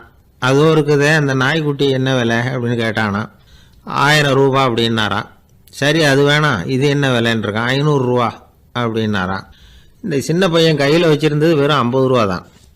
அதனால் இதை விட குறைச்சலாக கிடைக்குமான்னு பார்த்துருக்கான். அந்த கடையில் ஒரு மூலையில் சரியாக கவனிக்கப்படாமல் ஒரு நாய்க்குட்டி படுத்து கிடந்தது. பாவமாக கத்திக்கிட்டு இருந்தது. அதை பார்த்ததுமே இவனுக்கு அது ரொம்ப பிடிச்சி போச்சு. உடனே அந்த கடைக்காரரை பார்த்து, அதுவும் அந்த மூலையில் படுத்து கிடக்குதே அந்த நாய்க்குட்டி என்ன விலை அப்படின்னு கேட்டிருக்கான். தம்பி, அது ஒரு கால் ஊனம், அதனால் அது உன்னோட குதித்து விளையாடவோ ஓடுறதோ அதால் முடியாத காரியம் அப்படின்ட்டுருக்கார் அவர். அது தெரிஞ்சுதாங்க கேட்குறேன், அதோட விலை என்ன அதை மட்டும் சொல்லுங்களேன் அப்படின்ட்டுருக்கான். தம்பி, இது கால் ஊனம் உள்ள ஒரு நாய். இதை போய் காசு கொடுத்து வாங்கிறதுக்கு யாராவது பிரியப்படுவாங்களா? இதை நான் உனக்கு இலவசமாகவே தர்றேன், எடுத்துகிட்டு போ அப்படின்னாரான். இதை கேட்டதும் அந்த சிறுவனுக்கு கோவம் வந்துட்டு தான். நீங்கள் ஒன்றும் சும்மா கொடுக்க வேணாம், இந்தாங்க 50 ரூபா, இதை வச்சுக்கிட்டு நாய்க்குட்டியை கொடுங்க அப்படின்ட்டுருக்கான். அவருக்கு ஒன்றும் புரியல, ஆச்சரியமாக இருந்தது. சரின்னு பணத்தை வாங்கிட்டு நாய்க்குட்டியை தூக்கி கொடுத்தார். அந்த சிறுவன் அந்த நாய்க்குட்டியை 2 கையாலையும் வாங்கினா, மார்போட பிரியமாக சேர்த்து அணைச்சிக்கிட்டான். தெருவில் இறங்கி நடக்கிறான். அப்படி நடக்கும்பொழுது தான் பார்க்குறார், கடைக்காரர் ஆச்சரியமாக அவனை பார்க்குறார். அப்போ தான் அவருக்கு ஒரு விஷயம் புரியுது. அந்த சிறுவன் தெருவில் நாய்க்குட்டியை மார்போடு அணைச்சிக்கிட்டு விந்தி விந்தி நடந்து போய்கிட்டு இருக்கிறான். ஆமாம், அவனுக்கும் ஒரு கால் ஊனம். இந்த நாய்க்குட்டியை யாருமே வாங்க மாட்டாங்கன்னு நினச்சிக்கிட்டு இருந்தார். குறையுள்ள அதுக்கும் ஒரு எஜமானன் கிடச்சிட்டான். அதனால் ஊனம் ஒரு குறை இல்லை அப்படிங்கிற உண்மையை அந்த கடைக்காரர் புரிஞ்சுக்கிட்டாராம். நம்மால் ஒருத்தர் கொஞ்சம் வயசானவர், எழுந்திரிச்சு சரியாக நடக்க முடியாது, சாய்வு நாற்காலியிலேயே எப்பவும் உட்காந்துருப்பார். அவர் தனக்கு துணையாக ஒரு நாயை பக்கத்தில் வச்சுருந்தார். அதுவும் ரொம்ப வயசான ஒரு நாய், எழுந்திரிக்கவே சிரமப்படும், நடக்கவும் முடியாது. அவர் பக்கத்துலேயே இதுவும் சோர்ந்து போய் படுத்து கிடக்கும். அந்த பெரியவரை பார்க்க வந்த ஒருத்தர் கேட்டார், ஏங்க, ஒரு சின்ன பையனை உங்களுக்கு துணையாக வச்சுக்கப்படாதா? இந்த நாயை உங்களுக்கு பாதுகாப்பாக வச்சுருக்கிறீங்களே, உங்களுக்கு ஒரு ஆபத்துன்னா இது எப்படி உங்களுக்கு உதவ முடியும் அப்படின்னார். அப்போ அவர் சொன்னாராம், எனக்கு ஒரு ஆபத்துன்னா அந்த சமயத்தில் இந்த நாய் என்னை தனியாக விட்டுட்டு ஓடி போயிடாமல் இருக்கணும்ல, அதுக்காக தான் இதை நான் வச்சுருக்கிறேன் அப்படின்னாராம். ஒரு தடவை நாரதர் ஒரு தெரு வழியாக போய்கிட்டு இருந்தார். வழியில் ஒருத்தர் வேத சாஸ்திரம்லாம் படிச்சுக்கிட்டு உட்காந்துருந்தார். அவர் நாரதரை பார்த்து, எங்கே போயிட்டு இருக்கிறீங்கன்னு கேட்டார். கடவுளை பார்த்துட்டு வரலாம்னு போயிட்டுருக்கிறேன் அப்படின்னார் நாரதர். அப்படின்னா அவர்கிட்ட, எனக்கு எப்போ முக்தி கிடைக்கும்னு கேட்டுட்டு வாங்களேன் அப்படின்னார் இவர். சரி, கேட்டு வரேன் அப்படின்னு சொல்லிவிட்டு நாரதர் நடந்தார். கொஞ்ச தூரத்தில் ஒரு மரத்தடியில் ஒரு தொழிலாளி செருப்பு தைச்சிக்கிட்டு உட்காந்துருந்தார். அந்த ஆளும் அதே மாதிரி கேட்டுக்கிட்டார், எனக்கு எப்போ முக்தி கிடைக்கும்னு கடவுள்கிட்ட கேட்டுக்கிட்டு வாங்களேன்னார். அவர்கிட்டையும் சரின்னு சொல்லிவிட்டு நாரதர் நேராக வைகுண்டத்துக்கு வந்து சேர்ந்தார். கடவுளை பார்த்தார். இவங்க 2 பேரும் சொல்லி அனுப்பின விஷயத்தை பற்றி கேட்டார். அதுக்கு கடவுள் சொன்னார், அந்த செருப்பு தைக்கிற தொழிலாளி உடல் நீத்ததும் உடனே என்னை வந்து அடைவான். ஆனால் அந்த சாஸ்திரம் படித்த ஆள் இப்போதைக்கு என்கிட்ட வந்து சேரமாட்டான். அவன் இன்னமும் பல பிறவிகள் எடுத்து அங்கேயே இருக்க வேண்டி இருக்குது. எப்போ இங்கே வந்து சேருவான்னு எனக்கே தெரியாது அப்படின்னார். நாரதருக்கு இதோட ரகசியம் என்னங்கிறது புரியல. எனக்கு ஒன்றும் புரியலையேன்னாரான் கடவுள்கிட்ட. சீக்கிரம் புரிஞ்சுக்குவேன், நீ திரும்பி போகிறப்போ நான் இங்கே வைகுண்டத்தில் என்ன செஞ்சுக்கிட்டு இருக்கேன்னு கேட்டால், ஒரு ஊசியின் துவாரத்தில் ஒரு யானையை கோத்துக்கிட்டு இருக்கிறேன்னு அவங்கக்கிட்ட சொல்லு அப்படின்னார் கடவுள் சிரிச்சுக்கிட்டே. நாரதர் பூமிக்கு திரும்பினார். கடவுளை பார்த்தீங்களா, எப்படி இருக்கார் அப்படின்னு விசாரித்தார். வேத சாஸ்திரம் படித்தவர். ஓ பகவானா, அவர் யானையை ஊசியின் காதில் நுழைச்சிக்கிட்டு இருக்கிறார் பார்த்தேன்னார் நாரதர். ஊசி காதில் யானையா? அது எப்படி முடியும்? நீங்கள் சொல்கிறத நான் நம்ப மாட்டேன்னு விட்டார் அவர். சரி, இந்த ஆளுக்கு இறைவன் பேரில் நம்பிக்கை இல்லை அப்படிங்கிறத நாரதர் புரிஞ்சுக்கிட்டார். அடுத்தபடியாக அந்த தொழிலாளி இருந்த இடத்துக்கு போனார். இறைவனை பார்த்தீங்களான்னு கேட்டார் அவர். பார்த்தேன், ஒரு ஊசி துவாரத்தில் யானையை கோத்துக்கிட்டு இருந்தார் அப்படின்னு சொல்லிவிட்டு நாரதர் அந்த ஆள் முகத்தை கவனித்தார். அந்த தொழிலாளி இதை கேட்டுட்டு கொஞ்சம் கூட ஆச்சரியப்படலை. அவரால் முடியாத காரியம் கூட உண்டானார். என்ன இப்படி சொல்கிற, ஊசியின் துவாரத்தில் யானையை கோக்க முடியும்னு நீ நம்புறியா அப்படின்னு கேட்டார் நாரதர். நிச்சயமாக நம்புகிறேன்னார் அவர். அது எப்படி அப்படின்னு கேட்டார் இவர். இதோ பாருங்கள், நான் இந்த ஆலமரத்தடியில் தான் தினமும் உட்காந்துருக்கிறேன். தினமும் இந்த மரத்திலிருந்து எவ்வளவோ பழம் கீழே விழுது. இந்த பழத்தில் இருக்கிற ஒவ்வொரு விதையிலேயும் உள்ள ஒரு ஆலமரம் இருக்குது. ஒரு சின்ன விதைக்குள்ள ஒரு பெரிய ஆலமரம் இருக்க முடியுங்கிறப்ப ஊசி துவாரத்தில் கடவுள் வந்து யானையை நுழைய வச்சாருங்கிறத ஒத்துக்கிறதுல என்ன கஷ்டம் இருக்குது அப்படின்னு ரொம்ப சர்வசாதாரணமாக பதில் சொன்னாராம் அந்த தொழிலாளி. நாரதர் யோசனை பண்ணார், இந்த தொழிலாளி வேத சாஸ்திரங்களையெல்லாம் படிக்கலைன்னா கூட அறிவுபூர்வமாக சிந்திச்சு இறைவனை நம்புகிறான். அதனால தான் கடவுள் இந்த ஆளுக்கு சீக்கிரம் முக்தி கிடைக்கும்னு சொன்னார் அப்படிங்கிறத புரிஞ்சுக்கிட்டாராம். இந்த கதையில் வர்ற கடவுள், நாரதர், வைகுண்டம் இதெல்லாம் ஒரு பக்கம் இருக்கட்டும், ஒரு சின்ன விதைக்குள்ள ஒரு பெரிய ஆலமரம் தூங்கிக்கிட்டு இருக்கு அப்படிங்கிற உண்மை, அந்தரத்தில் 1000 கிரகங்கள் சுற்றிக்கிட்டு இருக்குங்கிற உண்மை, இதெல்லாம் வந்து நாம் பார்த்துக்கிட்டு தானே இருக்கிறோம். இந்த உண்மைகள் வந்து அதிசயமாக நமக்கு தெரியறதுனால அதை வந்து நம்பாமல் இருந்துட முடியாது.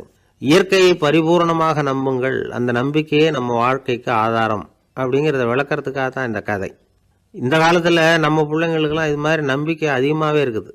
ஒரு நாள் ஒரு சின்ன பையன்கிட்ட கேட்டேன், ஏன்பா கடவுள் வந்து ஒரு பானைக்குள்ளே ஒரு யானையை நுழைய வச்சுட்டாருன்னு சொன்னால் அதை நீ நம்புவியா அப்படின்னு கேட்டோம். நம்புவேன் சார், அது ஒன்றும் பெரிய அதிசயம் இல்லைன்னா.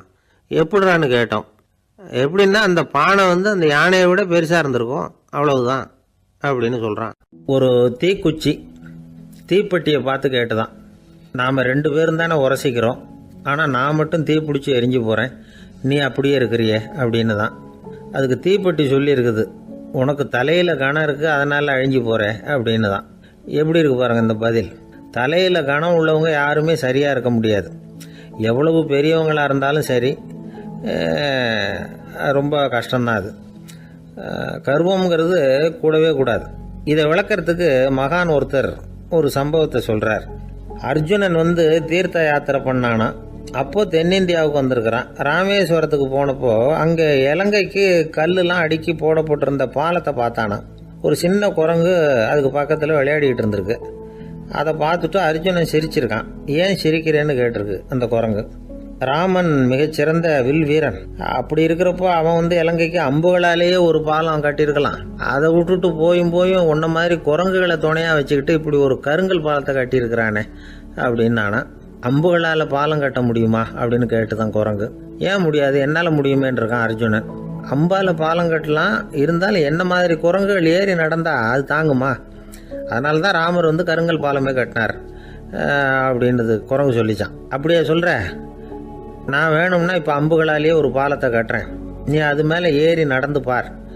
பாலம் விழுந்துட்டுதுன்னா நான் தீ மூட்டி அதில் குதித்து உயிர் தியாகம் பண்ணி விடுறேன் அப்படின்னு நான் ரொம்ப கோபமாக. உடனே அந்த சின்ன குரங்கு பெரிய உருவம் எடுத்துட்டு தான் கையில் கதையோடு அர்ஜுனன் முன்னாடி நிற்கிறான் அனுமன். பார்த்தா, என்னுடைய தலைவர் ராமரையா இழிவாக பேசுகிற, நீ இப்போ பாலம் கட்டு, நான் என்னுடைய பலத்தை காட்டுறேன் அப்படின்னு அனுமன். அர்ஜுனன் வந்து தன்னுடைய காண்டிபத்தை எடுக்கிறான், சரமாரியாக அம்புகளை விடுறான். அதெல்லாம் ஒன்றோட ஒன்று கோத்துக்கிட்டு அப்படியே பாலம் மாதிரி நிற்கிது. அர்ஜுனன் தலை நிமிர்ந்து நின்னான். அனுமன் வந்து உயர கிளம்பி அங்கேருந்து பாலத்தில் வந்து பொத்துன்னு இறங்கினான். பாலம் அப்படியே நொறுங்கி போச்சு தூள் தூளாக. என்ன அர்ஜுனா, இப்போ என்ன செய்ய போகிற அப்படின்னு நான் ஏளனமா. அர்ஜுனன் தலையை தொங்க போட்டுக்கிட்டான். சொன்னபடி தீ மூட்டி அதில் குதிக்கிறதுக்காக 3 தடவை சுற்றி வந்தான். அப்போது கிருஷ்ணர் அங்கே வந்தார். என்ன அர்ஜுனா, என்ன நடக்குது, என்ன இது அப்படின்னு ஒன்றும் தெரியாத மாதிரி கேட்டார். அர்ஜுனன் வாயை திறக்கிறதுக்கு முன்னாடி அனுமன் வாயை திறந்தான், நடந்ததை சொன்னான். அர்ஜுனன் சவால் விட்டபடி உயிர் திறந்தே ஆகணும்னா அனுமன். கிருஷ்ணர் யோசனை பண்ணார், நல்லது, இந்த சவால் விட்டதுக்கும் நடந்ததுக்கும் யார் சாட்சி? பெரியவர் ஒருத்தரை சாட்சியாக வச்சுக்கிட்டல்லவா நீங்கள் இந்த போட்டியை நடத்தியிருக்கணும் அப்படின்னார். அதனால் என்ன, இப்போ மறுபடியும் அந்த போட்டியை நடத்தி விட்டா போச்சு, என்னால் அந்த அம்பு பாலத்தை நொறுக்க முடியாதா அப்படின்னு அனுமன். சரி, இப்போ மறுபடியும் அது நடக்கட்டும்னார் கிருஷ்ணர். அர்ஜுனன் அம்பு பாலம் அமைச்சான். அனுமன் ஏறி குதிச்சான். பாலம் அசைஞ்சு கொடுக்கவே இல்லை, அவ்வளோ உறுதியாக இருக்குது. இப்போ அனுமன் தலையை குனிஞ்சுக்கிட்டான். அர்ஜுனன் நன்றியோடு நிமிர்ந்து பார்த்தான். கிருஷ்ணருடைய தோள்கள்லேயும் முதுகள்லேயும் ரத்தம். என்ன சுவாமி, என்ன நடந்ததுன்னு நான் பதறி போய், உன் அம்பு பாலத்தை நான் தான் முட்டு கொடுத்து தாங்கிக்கிட்டு இருந்தேன். அனுமன் குதிச்சப்போ என் மேலே ஏற்பட்ட காயங்கள் இவை. பின்ன உன்னுடைய அம்பு பாலத்தினாலேயா பாலம் நின்றுதுன்னு நினைக்கிற அப்படின்னாரான். முதல்ல வந்து அர்ஜுனன், அப்புறம் அனுமன் 2 பேருக்குமே கர்வ பங்கம் ஆயிட்டு தான். அதாவது அவங்கக்கிட்ட இருந்த கர்வம் போயிட்டுது. யாராக இருந்தாலும் கர்வம் கூடாதுங்கிறத இதிலேருந்து நாம் புரிஞ்சுக்கணும். இந்த காலத்தில் நாமெல்லாம் எந்த விஷயத்துக்கெல்லாம் கர்வப்பட்டுருக்கோம் தெரியுமா? 2 பெண்கள் தங்களுடைய கணவன்மார்களை பற்றி ரொம்ப பெருமையாக பேசிக்கிட்டாங்களாம். அதில் ஒரு அம்மா சொல்லியிருக்கு, என் வீட்டுக்காரர்கிட்ட எந்த சப்ஜெக்ட் கொடுத்தாலும் சரி அந்த விஷயத்தை பற்றி அழகாக 1 மணி நேரம் பேசுவார் அப்படின்னாங்களாம். உடனே இன்னொரு அம்மா, அது என்ன பிரமாதம், என் வீட்டுக்காரருக்கு சப்ஜெக்டே தேவையில்லை, விஷயமே இல்லாமல் நாள் பூரா பேசிக்கிட்டு இருப்பார் அப்படின்னாங்களாம். ஒரு காடு, நல்ல மரம்லாம் செழிச்சு இருந்தது. அப்படிப்பட்ட காட்டில் ஒரு சாது இருந்தார். அவர் எப்படின்னா எப்பவும் ஒரு மரத்தடியில் உட்காந்துருப்பார். ஏன்னா அவருடைய இருப்பிடமே அதுதான். அவர் என்ன பண்ணுவார், 3 கல் வச்சுருந்தார். செங்கல் மாதிரி இருக்கும், ஆனால் அதை விட கொஞ்சம் பெருசாக இருக்கும். எதுக்கு அந்த 3 கல்லுன்னா அதுதான் அவருடைய படுக்கை.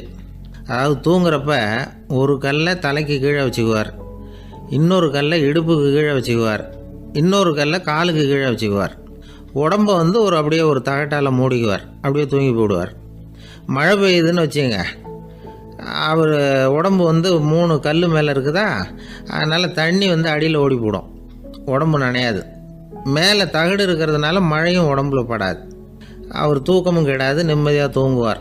பகலில் அந்த 3 கல்லையும் ஒரு சேர ஒரு அடுப்பு மாதிரி வச்சு அது மேலே உட்காந்துக்குவார். அதனால் பாம்பு பூச்சி எதுவும் அவரை வந்து தொந்தரவு பண்ணுறதில்ல, அது பாட்டுக்கு நடந்து போயிடும். அவர் பாட்டுக்கு நிம்மதியாக இருப்பார்.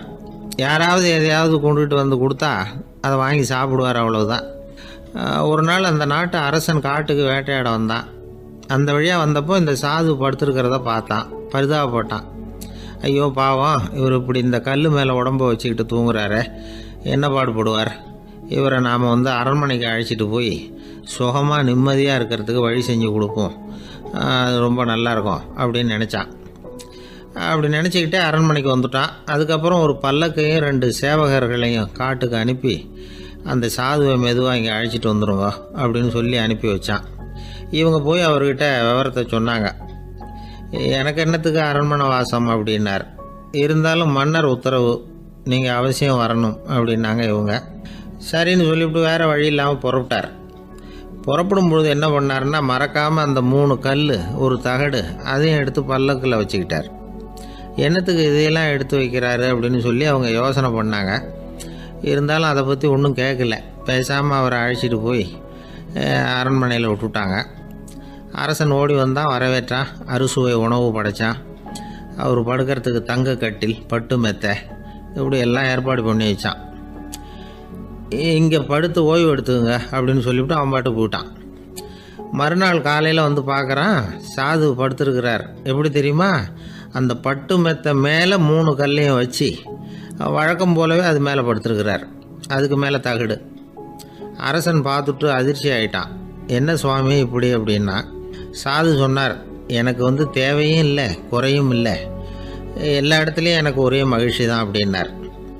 மகிழ்ச்சிங்கிறது தங்க கட்டிலேயோ பட்டு மெத்தையிலேயோ இல்லை, அது வந்து மனசில் இருக்கிற ஒரு விஷயம். உண்மையான மகிழ்ச்சிக்கு வழி வந்து மனப்பக்குவம் அப்படிங்கிறது அந்த அரசனுக்கு புரிஞ்சுதான். இந்த காலத்தில் ஒரு சாமியார், அவரை தேடி ஒரு சீடன் வந்தான். என்னாச்சு தெரியுமா, சுவாமி எனக்கு நிம்மதி வேணும்